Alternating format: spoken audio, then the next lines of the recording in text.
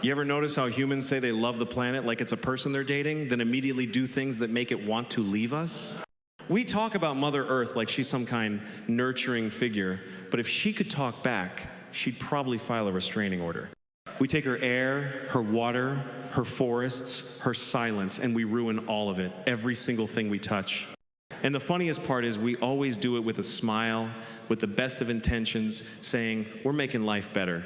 Yeah, better for about 5 minutes, until everything starts melting. We love the planet, so we set it on fire. That's just who we are.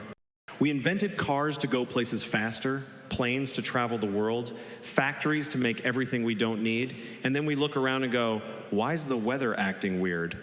We love progress so much we never stop to think that maybe progress shouldn't include choking the sky.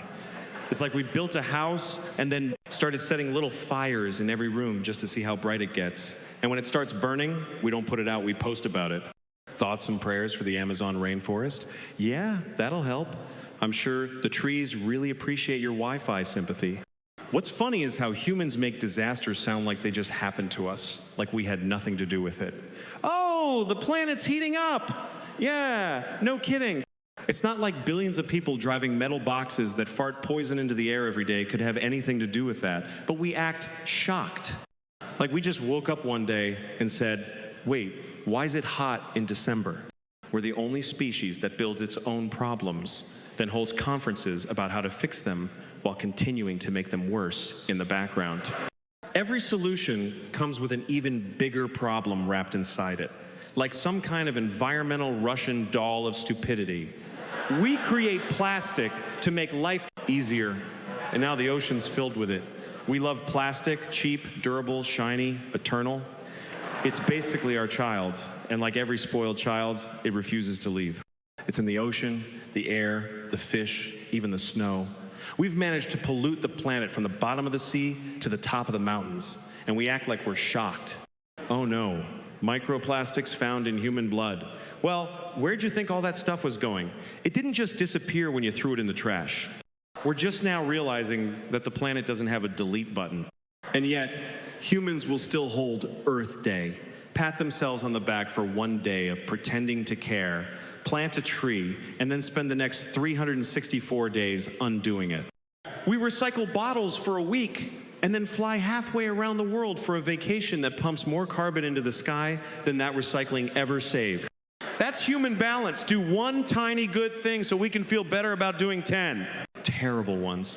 It's like putting out a cigarette with one hand while lighting a bonfire with the other. And let's talk about how we love nature. Humans are obsessed with it, as long as it's framed nicely in an Instagram post. We love sunsets, beaches, mountains, anything that looks like a Windows wallpaper. But real nature, the bugs, the smells, the unpredictable weather, we can't handle that. We'll drive 3 hours to go camping just to spend the night in a tent that costs more than a small apartment with a portable stove, Wi-Fi hotspot, and an electric mattress. We want nature to be beautiful, but we don't actually want to live in it. We want it clean, quiet, and available on weekends. We say, I love the ocean, then dump half our garbage into it. I love the rainforests, but keep buying cheap furniture made from the wood cut out of them. Humans have this strange habit of loving things the way a collector loves, fragile objects until they break, and then we move on to the next thing. The truth is, we love the idea of the planet, not the responsibility that comes with loving it. Real love requires effort, but we like shortcuts. We'd rather donate $10 online and go back to scrolling than actually change the way we live. We build entire cities that glow like Christmas trees all night, and then we look up and say, wow, we can't see the stars anymore. No kidding, you built a skyline that could light up Mars, and now we miss the stars. That's human irony. We create our own distance from beauty, and then we mourn its absence. We keep saying the Earth is dying, but she's not. She's just getting rid of the fever. The planet will survive. We might not, but the Earth, she'll shake us off like dandruff. And somehow, we manage to make everything sound noble. We're developing new land. That's what we call it, developing, which really means destroying everything that was already perfect.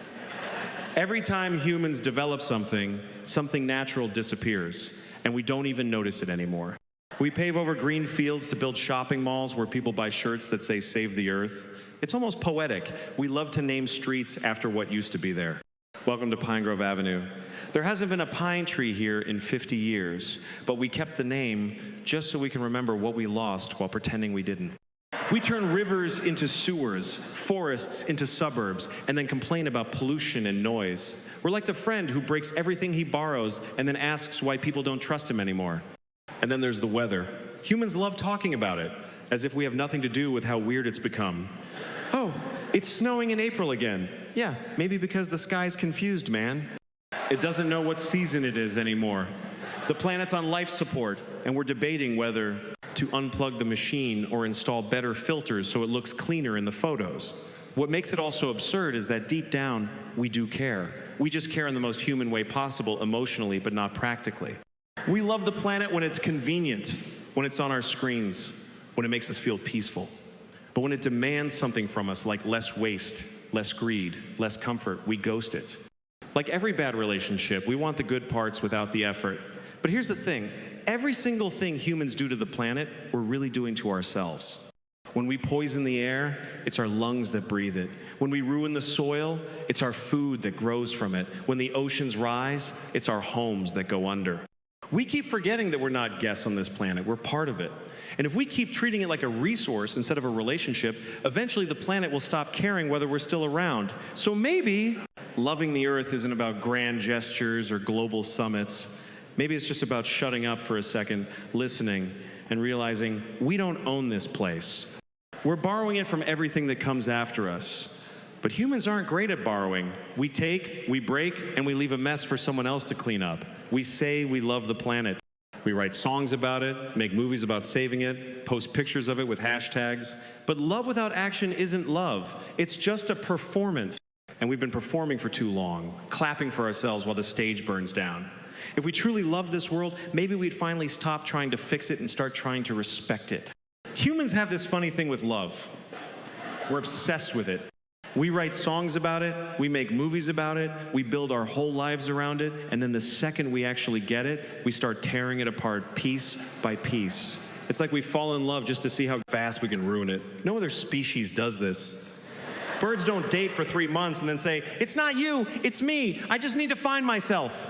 Dolphins don't ghost each other, but humans, we love something so deeply we can't help but overthink it, control it, and eventually destroy it. It's like we treat love the way kids treat a new toy.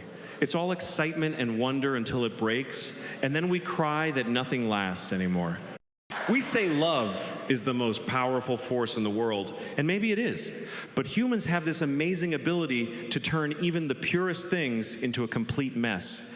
We love someone, and suddenly it becomes a project. I can fix them. That's how it starts. Not I'll love them, but I'll fix them. Because apparently, our version of love always comes with a manual and a warranty. We can't just let people be. We have to improve them, reshape them, align them with our expectations, and then we wonder why they stop feeling loved. And it's not even just about romance. We do this with everything we love. Our kids, our jobs, our dreams. The second we love something, we start managing it to death. We schedule it, measure it, and compare it. We can't just feel it, we have to control it. We turn love into an assignment. We forget that love isn't supposed to be logical. It's not an equation, it's chaos. It's supposed to be messy, unpredictable, alive. But humans can't stand that. We want it to make sense, to fit in boxes, to last forever without effort. We want a perfect love that doesn't exist, and when it disappoints us, we call it toxic. We're the only species that can fall in love and immediately start doubting it. We overanalyze every word, every text, every silence. If someone takes too long to reply, our minds start building whole breakup scenarios. We can't even enjoy the moment. We're addicted to the drama of love more than the feeling of it, because drama makes us feel alive. Still, we call it passion. And somehow, we mistake obsession for love, control for care, and possession for commitment. We say, "I love you," but what we really mean sometimes is, "I love that you make me feel good right now." The truth is, humans don't love unconditionally, we love transactionally. We love as long as it fits our idea of what love should look like. We love when it's convenient, when it's returned, when it feels easy. The second it requires patience, vulnerability, or forgiveness, we start backing away. We say, I deserve better. Like love is some kind of subscription service we can cancel when it stops entertaining us. We've built an entire culture around instant gratification, and somehow love got sucked into it too. We've turned it into a performance. Everything is about showing how in love we are, not being in love. You see couples online posting pictures with captions like, my forever person, and 2 months. Later, they're uploading breakup quotes about self-worth. Love used to be something sacred, something you built quietly. Now it's something you market. It's a highlight reel with matching filters. We've mistaken visibility for authenticity. We'd rather make love look perfect than make it real. And when it breaks, which it always does, when you're chasing an illusion, we don't learn. We just jump to the next one, hoping this time it'll be different. But the problem's never the person, it's us. We bring the same fears, the same insecurities, the same patterns into every relationship and expect a new outcome. We keep saying, I just want someone who understands me, but most of us don't even understand ourselves. How can anyone else love us properly if we don't even know what that means? We love love. We love the rush of it, the fantasy, the idea of being seen and chosen. But we can't seem to handle what comes after, because love is easy, staying in. It's love, that's the hard part. That's the work. It's showing up when it's boring, when it's annoying, when you've heard all the stories and the jokes and the quirks that once felt cute but now drive you insane. That's where love is tested, not in the beginning when it's all new and shiny, but humans chase that first high, that first spark. We mistake excitement for love and routine for loss. It's kind of sad when you think about it. We spend so much of our lives searching for love, but when we find it, we sabotage it because it doesn't feel like the fantasy we've been sold. We want fireworks, not warmth. We want passion, not peace. We don't know how to just be with someone without needing it to feel like a movie. Real love isn't cinematic, it's quiet, it's ordinary, it's showing up every day. But that doesn't sell songs or movies, so we forget it's even an option. Even the way we talk about love is funny. I fell in love. Fell. Like it's an accident. Like you tripped over someone's charm and landed in their arms. And then when it ends, we say, I fell out of love. We talk about it like gravity controls it, like we had no say in it. Maybe that's the problem. We act like love is something that happens to us, not something we choose, nurture, or protect. We give it all this power, and then we act like victims when it doesn't go our way. And the irony? We ruin love because we care so much about it. We're terrified of losing it, so we smother it. We want to be close, but not too close. We crave freedom, but demand constant reassurance. We want someone who understands us completely, but also never challenges us. It's impossible. We expect love to fix the loneliness we carry, but love doesn't fix what you refuse to face. It can only hold you while you face it. But humans want shortcuts. We want someone else to heal us, to complete us, to fill the holes we dug ourselves. We love to say, all you need is love. But no one ever explains that love alone isn't enough if you don't have honesty, respect, patience, or self-awareness. We've romanticized suffering in love as if pain means passion. We say things like, it's complicated, as if that makes it deeper. But sometimes it's not complicated, it's just unhealthy. And we don't want to admit that because we'd rather believe our chaos is proof of how much we care. The sad truth is, most people don't ruin love on purpose. They ruin it because they don't know how to love themselves first. We're all walking around half-healed, looking for someone to fill in the missing pieces. We think love will save us, but it only exposes what we haven't dealt with. It's like a mirror. You see yourself in it, and sometimes you don't like what you see, so you blame the mirror. You blame the other person. And then you move on, carrying the same baggage to the next one. Maybe that's what makes humans so tragically funny. We have the biggest hearts and the smallest patience. We crave connection more than anything, but we don't know how to hold it without breaking it. We say we want real love, but we keep running from the parts that require us to grow. The truth is, love isn't about finding the perfect person. It's about learning to care for something imperfect again and again, even when it's not easy. It's about seeing someone at their worst and still choosing them, not because you have to, but because you want to. That's love. Not the fireworks, not the drama, not the highlight reel, just the quiet choice to stay when it matters most. Because the moment we learn how to love without trying to own, fix, or prove it, that's the moment we stop ruining the very thing we've been searching for all along. Humans are the only creatures that could build something meant to make life easier and then let it completely take over their lives. We love technology, we worship it, we praise it like it's the new savior of humanity. Every new gadget, every shiny screen, every app that promises to connect us, we can't get enough of it.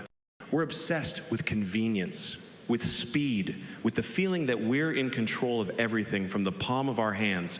But somehow, the more control we think we have, the less control we actually do. We built these machines to serve us, and now we serve them. We check on them more than we check on each other. It's kind of wild to think about it. Humans once looked up at the stars for guidance. Now we look down at our phones. We used to gather around fires and tell stories. Now we gather around glowing rectangles and scroll endlessly, searching for something that feels like meaning but never quite finding it. We've replaced presence with pixels. The glow of a screen has become the new sunset. And what's crazy is that we love it. We know it's bad for us, we can feel it draining us, but we can't stop. Because humans love anything that gives them attention, even if it's artificial. Remember when technology was supposed to save us time? When it was supposed to make life simpler? Somehow it did the opposite. We don't have more time now, we have less. We're always on, always reachable, always scrolling. We can't sit in silence anymore. We need the noise, the notifications, the pings, the constant updates that make us feel like something's happening, even when nothing is. We've built a world that's louder than our own thoughts, and we wonder why we can't sleep. And don't get me wrong, technology isn't evil. It's brilliant. It's what humans do best, create. But we have this habit of falling in love with our own creations until they start replacing the things that made us human in the first place. We used to talk face to face, now we text. We used to write letters that took days to arrive, now we get mad if someone doesn't reply in 5 minutes. We used to have patience, curiosity, mystery. Now we have typing bubbles and read receipts. We post pictures of ourselves smiling, hoping strangers will validate us. We scroll through feeds full of people pretending to be happy and wonder why our lives don't look like theirs. We're lonely, but we're connected. We're surrounded by noise, but we can't hear anything real. We've built digital versions of ourselves, perfect, filtered, edited, and we're falling in love with those instead of the messy, flawed versions that actually live and breathe. We say we love technology, but maybe what we really love is the illusion it gives us. The illusion that we matter, that we're seen, that we're important. Every like, every comment, every notification, it's a tiny hit of validation, a reminder that we exist. It's addictive, and we know it, but humans are great at pretending they're in control of their addictions. I can stop anytime I want. Sure, right after you check your phone, one last time. What's scary is how we don't even notice the shift anymore. We've made technology a part of who we are. We talk to it, we trust it, we let it decide for us. Our phones tell us when to wake up, where to go, what to eat, who to talk to, and even what we should feel about the news that day. We've outsourced thinking, we've turned curiosity into a Google search. We've made intelligence something that depends on Wi-Fi speed. And now we're building machines that can think, talk, create, even mimic emotion. And we call it progress. But if our machines can do everything we can faster, smarter, better, what's left for us? We love to call ourselves the most intelligent species on the planet, but we're building our replacements and calling it innovation. We're like a magician who saws himself in half and claps because the trick worked. We used to dream of exploring new worlds, discovering new things. Now our biggest dream is a faster phone, a better camera, a smoother app. Our sense of wonder has been replaced by software updates. And the irony is, the more connected we become digitally, the more disconnected we become emotionally.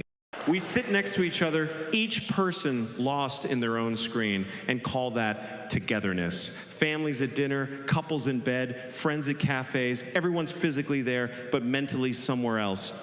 We've become uncomfortable with boredom, with stillness, with being offline. We can't just exist without documenting it. If a moment happens and no one records it, did it even happen? We don't experience things anymore, we curate them. Every sunset, every meal, every laugh, it's all content now. We're not living, we're producing.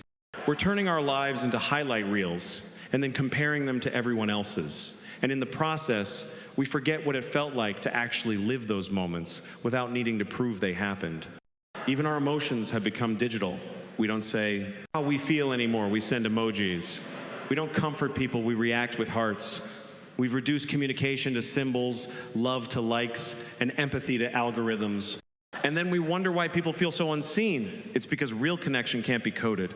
It has to be felt, experienced, shared in silence and awkwardness and presence, things technology can't replicate, no matter how advanced it gets. And yet, we keep feeding it. We keep handing over more of our time, our data, our attention, because it's easier than facing ourselves. Technology gives us a distraction from the parts of life that are uncomfortable, the quiet, the loneliness, the uncertainty. It's easier to scroll than to think, easier to refresh than to reflect. We keep ourselves busy so we don't have to be real. Humans have always had tools, fire, wheels, printing presses, but this is different. This tool doesn't just serve us, it studies us. It knows us better than we know ourselves. It learns our habits, our desires, our fears. It predicts what we'll buy, who we'll date, even what we'll believe. And the terrifying thing is, it's usually right. We've given it all our secrets, and in return, it gives us comfort. We've traded privacy for convenience, awareness for efficiency, freedom for entertainment. It's not that we can't stop, it's that we don't want to. Because the truth is, humans crave stimulation more than peace. We want to feel busy, needed, plugged in. We tell ourselves that we're using technology, but most days, it's using us. We've built an invisible leash we carry willingly. It vibrates, it pings, and we respond. Pavlov had dogs. Technology has humans. But maybe the saddest part is how easily we accept it. We call it normal. We call it modern life. We've normalized distraction, normalized numbness, normalized staring at glowing screens while the world outside keeps moving without us. We've mistaken progress for happiness. We think that because everything is faster, we must be moving forward. But faster isn't always better. Sometimes it just means we're speeding toward emptiness more efficiently. Maybe what we need isn't another app, another update, another device to simplify life. Maybe we need to remember what it was like to be bored, to talk without screens between us, to walk without headphones, to think without input. Maybe progress isn't about having more tools, it's about knowing when to put them down, because technology will keep evolving. That's what it does. The question is, will we? Will we remember what it means to be human before the machines remind us that they learned it better? Sometimes the most revolutionary thing we can do in a world addicted to connection is to simply disconnect.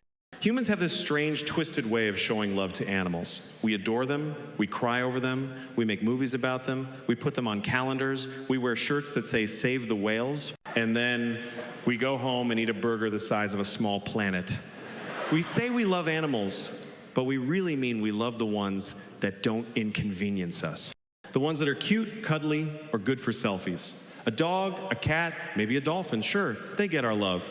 A cow, a chicken, a pig, well, they get our dinner plate. It's almost like our compassion has a filter, only applies to animals that don't taste good. We've built an entire world where animals exist for our entertainment, our appetite, our convenience. We put them in cages, call it a zoo, and then pat ourselves on the back for saving endangered species. Imagine if someone locked you in a glass box your whole life and said, "Don't worry, it's for your protection." But we do it with a smile because it's educational, right? The kids get to see a tiger up close, learn about nature, but that tiger doesn't know it's education. It just knows it's not supposed to be behind bars.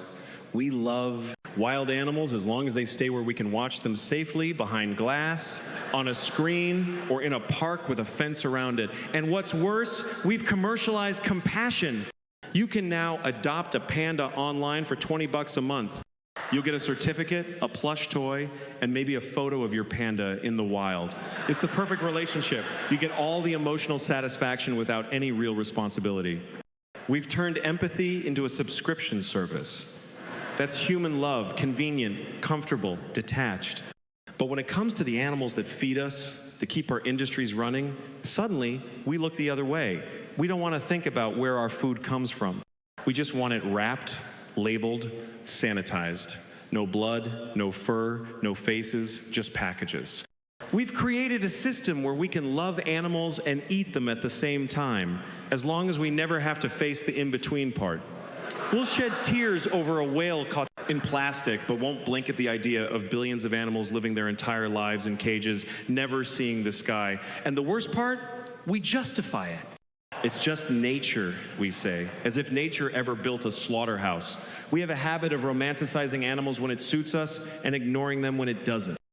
We say things like man's best friend while ignoring the rest of the animal kingdom.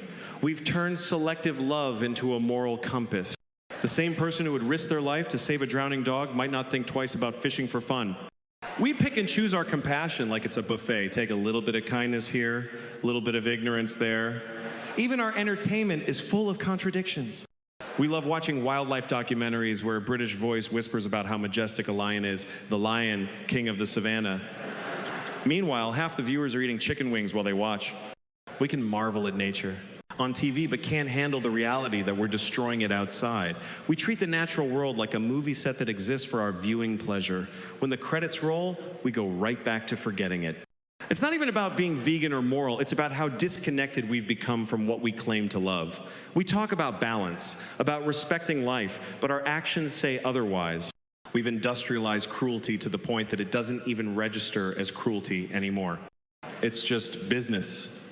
We've normalized killing on a scale so massive that the only way to live with it is to pretend it's not happening. We look at the finished product, the leather jacket, the juicy steak, the milkshake, and we call it love because it's part of our culture, part of our comfort. Humans are experts at turning love into consumption. We do it with people and we do it with animals. We love what makes us feel good, not what makes us think. And when something forces us to see the truth, like a video of factory farming or an oil-soaked bird, we can't stand it. We say, oh, I can't watch that, which really means I don't want to feel responsible. We've built walls between ourselves and the consequences of our love. We want all the benefits of caring without the discomfort of empathy, and yet, deep down, we do care. You can see it in the way a person lights up when their dog greets them, or how a kid cries when they see an injured bird. There's something in us that knows we're connected to them. We can feel it. But somewhere along the way, we buried that instinct under convenience. We convinced ourselves that being at the top of the food chain gives us the right to do whatever we want with the ones below. We confuse dominance with superiority. But maybe being the most intelligent species should mean knowing when to stop taking. We love to say things like, animals are innocent, and then we destroy their homes, their food sources, their families, all while pretending it's not personal. We call it progress. We wipe out forests for farmland, poison rivers for profit, and then wonder why the planet feels emptier. We've forgotten that animals aren't part of nature, they are nature. And without them, we're just a lonely species sitting on a dying rock, congratulating ourselves on being civilized. Even the way we treat pets shows how confused our love is. We dress them up, post them online, give them birthdays, and then leave them home alone for 10 hours a day while we chase money to buy them more toys. We love them like accessories. We've turned loyalty into decoration. It's not love, it's projection. We give them everything, but the one thing they really need, our time, our presence, our understanding. It's not about guilt, it's about honesty. We can't keep pretending we love animals if we keep loving them in ways that hurt them. Love isn't about ownership or comfort, it's about respect. It's about seeing their existence as valuable, even when it doesn't benefit us. But humans have this need to own what they love. We can't just appreciate beauty. We have to capture it, cage it, tag it, post it. We turn living beings into property and call it affection. And maybe that's the heart of it. We ruin everything we love because we confuse love with possession. We can't just let something be free and beautiful without needing to have it, use it, or benefit from it. We think loving something means making it ours. But real love isn't about control. It's about coexistence. It's knowing that the world isn't just ours to enjoy, it's ours to protect. Humans love animals. We just haven't figured out how to love them without destroying them in the process. Maybe the day we learn how to care without consuming, to protect without profiting, and to love without owning, that'll be the day we finally prove we deserve to share this planet with them.